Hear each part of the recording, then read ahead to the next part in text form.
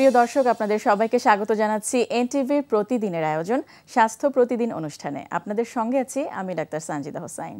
দর্শক, আজ আমরা আলোচনা করব পিটিএসডি এই বিষয়টি নিয়ে। আর এই বিষয়টি নিয়ে আলোচনার জন্য আমাদের স্টুডিওতে আজ উপস্থিত আছেন একজন ক্লিনিক্যাল সাইকোলজিস্ট। চলুন পরিচিত হই আজকের অতিথির সাথে। ডক্টর কামরুজ্জামান মজুমদার 1978 সালের মে মাসে ঢাকা জেলায় জন্মগ্রহণ করেন। তিনি 2005 সালে ঢাকা বিশ্ববিদ্যালয় থেকে ক্লিনিক্যাল সাইকোলজিতে ডিগ্রি অর্জন করেন। এরপর তিনি এই বিষয়ে মনাস বিশ্ববিদ্যালয় থেকে পিএইচডি ডিগ্রি লাভ করেন।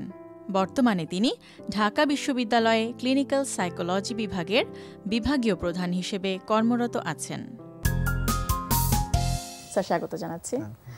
পিটিএসডি একটু কঠিন একটি নাম এবং বেশিরভাগ মানুষের কাছ থেকেই হয়তো আমরা এর উত্তর পাবো না। একটু জানতে চাইবো যে এটির মাধ্যমে আসলে কি বোঝানো হচ্ছে। পিটিএসডি হচ্ছে পোস্ট ট্রমাটিক স্ট্রেস ডিসঅর্ডার। খুবই জটিল নাম, একটু ভেঙে বলি। ব্যাপারটা হচ্ছে ট্রমা, আমাদের লাইফে নানান রকম কষ্টকর ঘটনা ঘটে। এই কষ্টগুলো আছে, কতগুলো আছে দৈনন্দিন জীবনে এমনিই ঘটে, যেমন কেউ রাগ করলো, দুঃখ করলো, এগুলো সাধারণ। কিছু আছে এক্সেপশনাল, যেটা সাধারণ লাইফে ঘটে না। যেমন ধরেন ভূমিকম্প হলো, বা একটা বিল্ডিং ধসে পড়ে গেল, রানা প্লাজার ঘটনাটা যদি বলি, বড় কোনো দুর্যোগ হলো, কেউ রেপড হলেন, বা কারো ছিনতাই হলো, ডাকাত আসলো, খুন হলো কারো সামনে, এই বিষয়গুলো কিন্তু ভয়ঙ্কর চাপ তৈরি করে মানুষের মনের মধ্যে। এই চাপ যখন পড়ে কারোর মধ্যে, এই চাপটা এত প্রভাব ফেলে তার মধ্যে, চাপটা চলে যাওয়ার পরও এই ছাপটা তার মধ্যে রয়ে যায়। এটি হচ্ছে পিটিএসডি।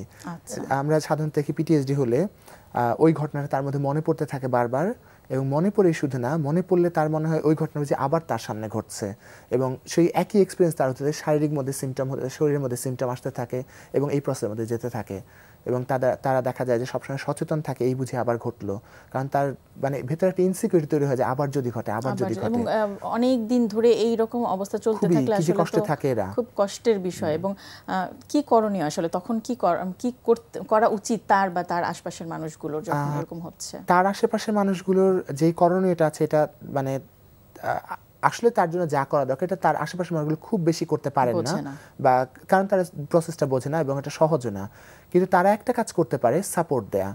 যেমন ধরেন আমার লাইফে একটা ট্রমাটিক ঘটনা ঘটলো, যদি আমি মন খুলে কথা বলতে পারি এটা নিয়ে, কেউ যদি আমাকে সাপোর্ট দেয়, মানসিক সহায়তা দেয়, সম্ভাবনা আছে, যেহেতু মন খুলে কথা বলছে, মানে কষ্টটা হালকা হয়ে গেছে, এই পিটিএসডি হওয়ার সম্ভাবনা অনেকখানি কমে যায়। প্রাথমিক অবস্থায় যদি তার সাথে কথা বলা যায়, বারবার কথা বলা, মন খুলে কথা বলা, চাপাচাপি করে না, জাস্ট তাকে এক্সপ্রেস করতে হেল্প করা, তাহলে পিটিএসডির সম্ভাবনা অনেকটা কমে যায়। যদি এমন হয় যে ব্যক্তি কারোর সাথে কথাই বলতে পারলো না, মনের মধ্যে বসে গেল ব্যাপারটা, এটা সারা অনেক দিন পর্যন্ত তার মধ্যে ঘুরতে থাকে। আমরা একটা গবেষণায় দেখেছি 2004-05 সালের দিকে প্রায় করা, আমাদের দেশে মুক্তিযোদ্ধারা, তারা তো এই যুদ্ধের মধ্যে তো ভয়ঙ্কর যুদ্ধ কিন্তু একটা পিটিএসডি তৈরি করতে পারে। তারা যে এক্সপেরিয়েন্সের মধ্যে দিয়ে গেছেন, তাদের এখনো এই 2005 সালেও এসেও তাদের মধ্যে ওই ট্রমাটা ছিল, এতদিন ধরে তারা বহন করছেন। মানে এটা হয়তো তীব্রতাটা একটু কমে গেছে, কিন্তু কষ্টটা কিন্তু তাদের কমেনি। রাত্রেবেলা ঘুমাচ্ছে, হঠাৎ জেগে উঠছে এবং সেই ছবিগুলো মনের মধ্যে ভাসছে। খুবই কষ্টকর এটা। কি করণীয় তাহলে এই ক্ষেত্রে, কি করা উচিত তাদের? পিটিএসডির জন্য মূলত দরকার হচ্ছে প্রপার ট্রিটমেন্ট। আমরা যে ট্রিটমেন্টটা করি, আমরা সিবিটি বলি, কগনিটিভ বিহেভিয়ার থেরাপি, খুবই ইফেক্টিভ। আরো কিছু ট্রিটমেন্ট আছে, যেমন ইএমডিআর, এরকম মানে আরো বেশ কিছু ট্রিটমেন্ট আছে, কিন্তু সিবিটি খুবই ভালো কাজ করে, ইএমডিআরও বেশ ভালো কাজ করে বলে বলা হয়। সিবিটিতে যেটা করা হয়, ব্যক্তিকে বুঝতে হেল্প করা হয় যে সে যেটা ভাবছে যে ওই ঘটনাটা আবার ঘটছে, আসলে এটা সত্যি না, এটা তার একটা ফিয়ার। এবং ফিয়ার হলে মানে ব্যাপারটা অনেকটা এরকম, আমি যদি ভাবি আমার সামনে একটা সাপ আছে, আমার রেসপন্স কিন্তু অটোমেটিক ভয়ের রেসপন্স। আমি যদি না বুঝি এটা সাপ না, প্লাস্টিকের সাপ দেখলে যদি ভাবি সত্যি সাপ, আমার একই রেসপন্স হবে। যদি আমি বুঝতে পারি যে সাপটা আসলে প্লাস্টিকের, তখন কিন্তু ভয়টা কমে যাবে।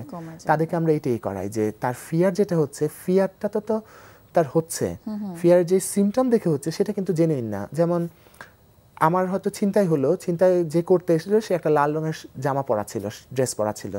এখন লাল ড্রেস পরলে আমার মনে হয় এই লোকটাই কি ছিনতাইকারী, এই লোকটাকে আমাকে ধরতে আসছে, এই ফিয়ারটা তৈরি হয়ে যায়।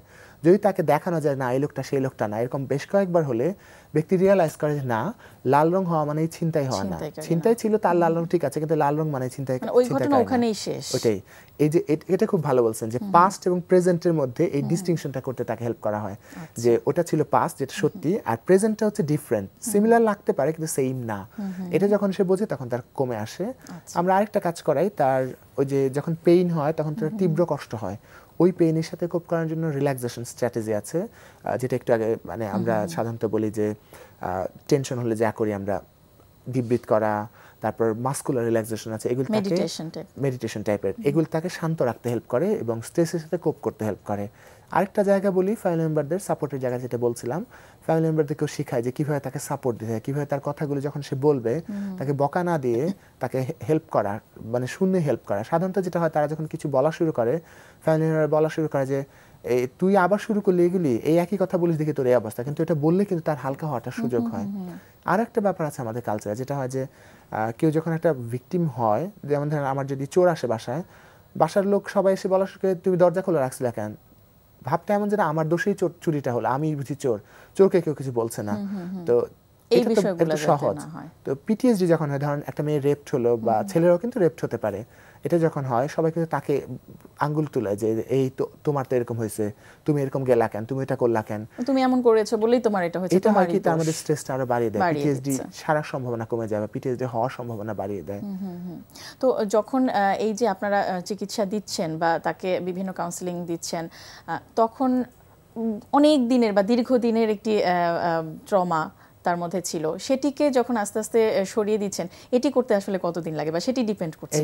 আমাদের সিবিটির যে স্ট্যান্ডার্ড প্যাকেজ, এটা প্রায় 10 থেকে 12 সেশন যে কোনো সমস্যার ক্ষেত্রে লাগে। আচ্ছা, ক্রনিসিটি বা তীব্রতা অনুসারে এটা বাড়তে পারে, কারো কারো ক্ষেত্রে একটু কম লাগতে পারে।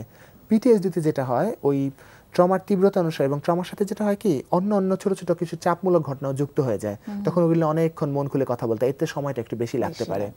তবে খুবই ভালো কাজ করে পিটিএসডিতে। এবং সবচেয়ে যেটা হয় যে ব্যক্তি তো এই চাপটা কাউকে বলতে পারে না, কেউ তাকে বোঝে না, যখন সে মন খুলে কথা বলতে পারে, ওই ফিলিংটা তাকে রিয়েলি হেল্প করে আস্তে আস্তে রিকভারি করতে। সে বুঝতে পারে যে এই জায়গাটাতে আমি সব বলতে পারবো।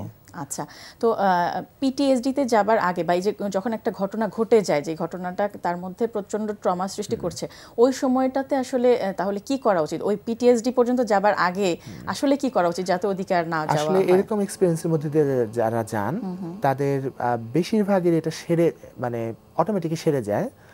একটা অংশের সমস্যাটা বেশ কিছুদিন থাকে, ধরেন মাসখানেক থাকলো, তারপর আস্তে আস্তে কমে যায়। আরেকটা অংশের সমস্যা অনেক দিন থেকে, যেটা আমরা বলি পিটিএসডি তৈরি হয়ে যায় আরেকটা অংশের। তো যদি আমরা চাই যে পিটিএসডি তৈরি না হোক, যেটা বলছিলাম যে তার সাথে যদি একটা মানসিক সাপোর্ট দেওয়া যায়, মন খুলে কথা বলা যায় এবং তাকে বুঝতে হেল্প করা যে তার এনভায়রনমেন্টটা সেফ, সে আনসেফ ছিল এক সময় কিন্তু এখন সেটা না, এখন তারপরে সাপোর্টিভ জায়গা আছে, অনেক লোক আছে যারা তাকে সাপোর্ট করতে পারে, এটা হলে কিন্তু পিটিএসডি ডেভেলপ করার সম্ভাবনা অনেকখানি কমে যায়। আচ্ছা, কোপিং স্ট্র্যাটেজিটাও কি ক্যাপাসিটি প্লাস সাপোর্টিভ জায়গাটা, যে আমার সাপোর্টের জায়গা আছে, মন খুলে কথা বলা, এগুলি খুবই খুবই দরকারি স্ট্র্যাটেজি। এটা যে কেউই কিন্তু পারে, এটা কিন্তু সাইকোলজি দরকার নেই। আপনি সাধারণ মানুষ যদি সচেতন থাকে যে না ওর এরকম একটা ঘটনা হচ্ছে, ওর কথা বলা দরকার, তাই বলে জোরাজোরি চাপাচাপি করে না, মানে ওর সাথে ওর মতো করেই কথা বলার চেষ্টা করে যে কি হয়েছে, সে নিজে থেকেই যাতে সব বলতে আসে, সেই পরিবেশটা করে, এনভায়রনমেন্টটা সেফ, এটা তাকে বুঝতে হবে, তার আশেপাশে মানুষ আছে তাকে প্রোটেক্ট করার জন্য, এটাও খুব দরকার।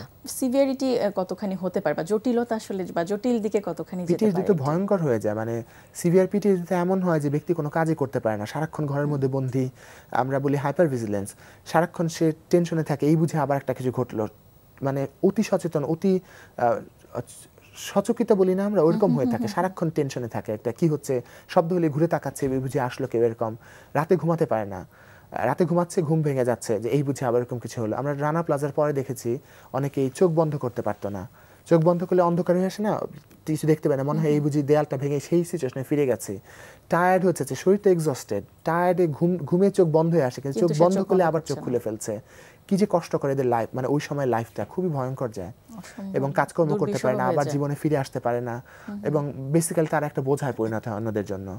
ফ্যামিলি, আমাদের দেশের ফ্যামিলি তাও ভালো যে অনেক সাপোর্ট দেয়, বাইরের দেশে হলে তো আরো কষ্টকর, কারণ ওখানে তো ইন্ডিপেন্ডেন্ট লাইফ অনেক বেশি, তখন অনেক বেশি কষ্ট। আমাদের দেশেও দেখেছি যে ফ্যামিলি সাপোর্টিভ হলেও অনেক খোঁচাও দেয় ফ্যামিলি, যে তুই কি একটা পাগল হয়ে যাচ্ছিস, খামাখা চিন্তা করে, ওর তো আসলে খামাখা না, ওর তো কষ্ট আছে, ওটা বোঝে না, ও নিজেও চাচ্ছে না কিন্তু ওই ঘটনা দিয়ে যেতে, কিন্তু বার্ডেন কে হতে চায় মানুষের জন্য। সেটাই। স্যার অনেক অনেক ধন্যবাদ, অনেক গুরুত্বপূর্ণ তথ্য জানলাম। প্রিয় দর্শক, আমরা শুনছিলাম একটি জটিল সমস্যা পিটিএসডি, এই বিষয়টি নিয়ে বেশ কিছু গুরুত্বপূর্ণ তথ্য, বেশ কিছু পরামর্শ আমরা শুনলাম আমাদের আজকের অতিথির কাছ থেকে। আশা করছি সেগুলো আপনাদের উপকারে আসবে। প্রিয় দর্শক, স্বাস্থ্য প্রতিদিন সম্পর্কে যদি আপনাদের কিছু জানার থাকে কিংবা কোনো পরামর্শ যদি দেবার থাকে জানাতে পারেন এই ঠিকানায়। প্রযোজক স্বাস্থ্য প্রতিদিন, এনটিভি, বিএসসিসি ভবন, 7 তলা, 102 কাজী নজরুল ইসলাম এভিনিউ, কারওয়ান বাজার, ঢাকা 1215। ফ্যাক্স 914338 থেকে 7 পর্যন্ত, অথবা ইমেইল করুন স্বাস্থ্যপ্রতিদিন@ntvpd.com এই ঠিকানায়। প্রিয় দর্শক, স্বাস্থ্য প্রতিদিনের আগামী পর্বে আপনাদের জন্য যা থাকছে। থ্যালাসেমিয়া আসলে একটি রক্ত স্বল্পতাজনিত একটা বংশগত বা জন্মগত রোগ বলতে পারেন। এটি জিনের মাধ্যমে, বাবা মার মাধ্যমে সন্তানের ভিতরে প্রবেশ করে। এটা কোনো সংক্রামক বা ছোঁয়াচে রোগ না, যেটা বা পরিবেশ থেকেও এটা ছড়ায় না। এটা জন্মগত একটা বংশগত রোগ। দর্শক, বিশ্বের যে কোনো প্রান্ত থেকে যে কোনো সময় এনটিভিতে সম্প্রচারিত আপনাদের পছন্দের অনুষ্ঠান স্বাস্থ্য প্রতিদিন দেখতে চাইলে ভিজিট করুন আমাদের পূর্ণাঙ্গ ওয়েব পোর্টাল www.ntvbd.com। আজ এ পর্যন্তই। সবাই ভালো থাকুন, সুস্থ থাকুন। আগামীকাল আবারও দেখা হবে ঠিক একই সময় এনটিভি পর্দায়।